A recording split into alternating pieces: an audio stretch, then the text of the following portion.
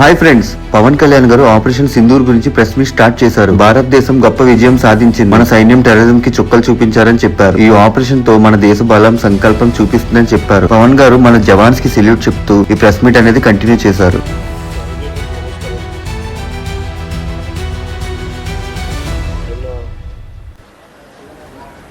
గత నెల ఏప్రిల్ 22వ తారీఖున పెహల్గామ్లో టూరిస్టులుగా వెళ్ళిన చాలామందిని మతం పేరు మీద అడిగి చాలా ఘాతుకంగా చంపేశారు.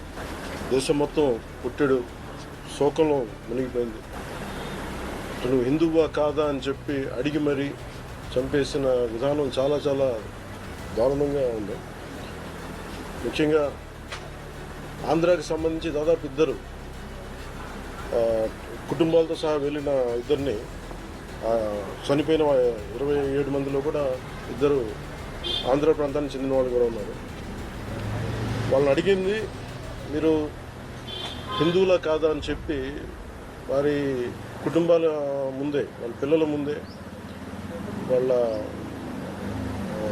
సహధర్మచారుల ముందే మ్యాగజైన్ ఎంటీ చేశారు. Right time to take a decisive and bold action.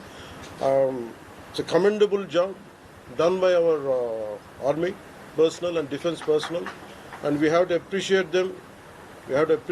We'll stand by them under the leadership of Honorable Prime Minister Modi ji